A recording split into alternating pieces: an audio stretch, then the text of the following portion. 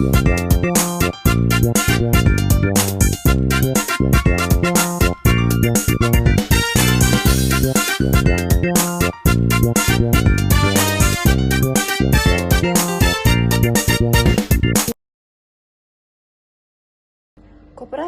merupakan sokoguru perekonomian Indonesia berlandaskan asas kekeluargaan dan gotong royong.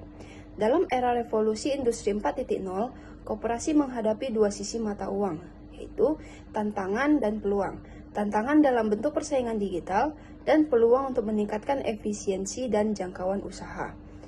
Koperasi perlu melakukan transformasi digital guna tetap kompetitif dan meningkatkan kesejahteraan anggotanya. Selanjutnya yang kita bahas itu ada beberapa konteks, mulai dari pengertian sampai kesimpulan.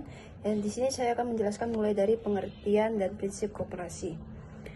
Pengertian koperasi menurut Undang-Undang Nomor 25 Tahun 1992 adalah badan usaha yang beranggotakan orang seorang atau badan hukum koperasi yang menjalankan usahanya dengan prinsip koperasi dan sebagai gerakan ekonomi rakyat. Prinsip koperasi meliputi keanggotaan sukarela dan terbuka, pengelolaan demokratis, partisipasi ekonomi anggota, otonomi dan kemandirian, pendidikan dan pelatihan, kerjasama antar koperasi, serta kepedulian terhadap komunitas. Selanjutnya kita masuk ke tujuan dan fungsi koperasi. Yang tujuannya yang pertama, meningkatkan kesejahteraan anggota. Koperasi bertujuan utama untuk meningkatkan kesejahteraan ekonomi dan sosial anggota. Artinya, koperasi bukan sekedar badan usaha, tetapi juga alat pemberdayaan ekonomi rakyat.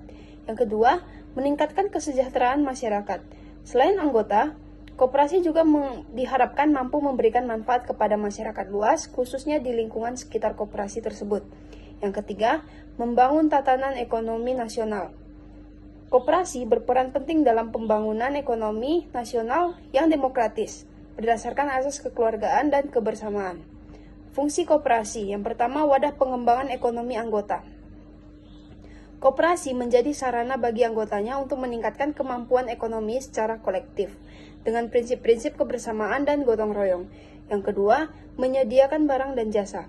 Koperasi menyediakan berbagai kebutuhan barang dan jasa yang dibutuhkan anggotanya seperti koperasi konsumen menyediakan kebutuhan harian, koperasi simpan pinjam menyediakan layanan keuangan, dan koperasi produsen membantu produksi dan distribusi hasil usaha anggota.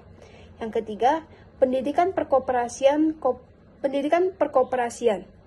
Koperasi berfungsi sebagai media untuk memberikan pendidikan ekonomi dan kewirausahaan agar anggota lebih paham tentang manajemen usaha dan kemandirian ekonomi.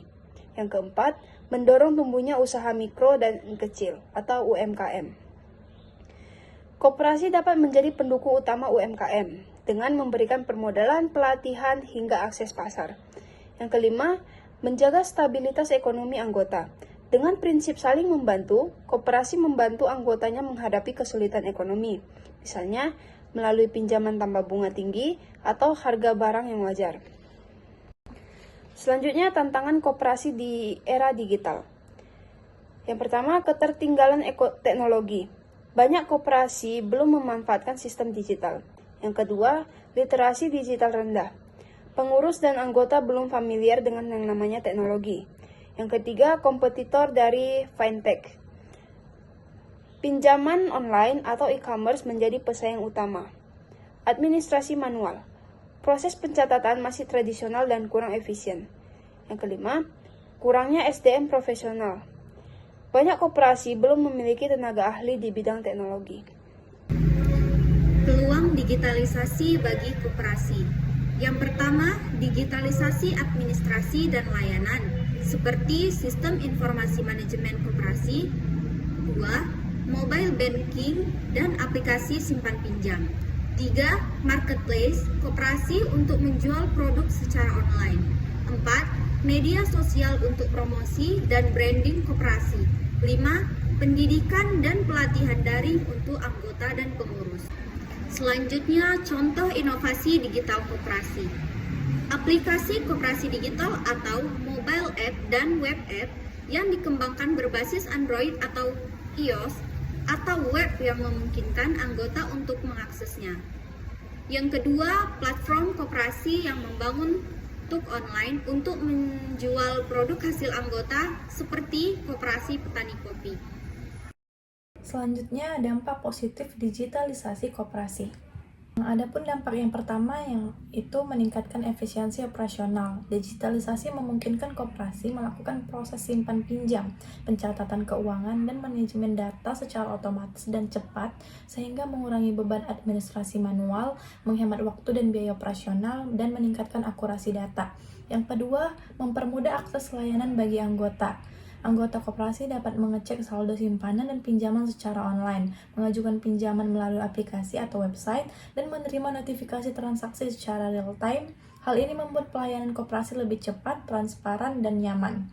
Adapun dampak positif yang ketiga yaitu meningkatkan transparansi. Dengan sistem digital, laporan keuangan dapat diakses dan dipantau oleh pengurus dan anggota, mengurangi risiko manipulasi data atau kecurangan, dan membentuk kepercayaan anggota terhadap koperasi.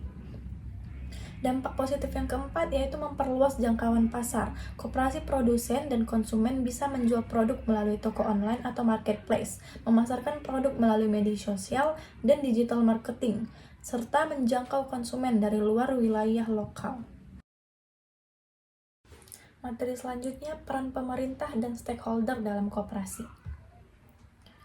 Peran pemerintah dan stakeholder dalam pengembangan koperasi sangat penting dan saling berkaitan untuk menciptakan koperasi yang sehat, mandiri, serta mampu bersaing di era modern.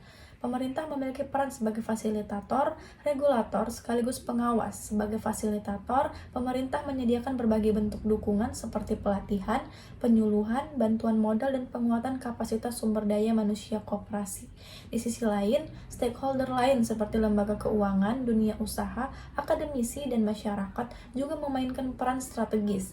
Lembaga keuangan dapat menyediakan akses pembiayaan dengan skema yang sesuai bagi koperasi yang belum terjangkau oleh perbankan konvensional. Dunia usaha dapat menjadi mitra koperasi, terutama dalam rantai pasok, distribusi produk, atau program kemitraan yang saling menguntungkan. Selanjutnya, strategi transformasi digital koperasi. Berikut ini adalah penjelasan beberapa strategi utama dalam transformasi digital koperasi, yaitu yang pertama, digitalisasi proses operasional, kedua, pengembangan platform digital, ketiga, peningkatan literasi digital, keempat, kemitraan dan kolaborasi strategis, kelima, penguatan tata kelola dan keamanan data. Baiklah, dari seluruh materi mengenai koperasi, dapat kita simpulkan bahwa koperasi tetap relevan di tengah perubahan zaman. Era digital membuka peluang besar untuk tumbuh lebih cepat dan inklusif. Dengan digitalisasi, koperasi dapat meningkatkan efisiensi, transparansi, dan kesejahteraan anggotanya. Diperlukan sinergi antara koperasi, pemerintah, dan masyarakat untuk mewujudkan koperasi modern dan mandiri.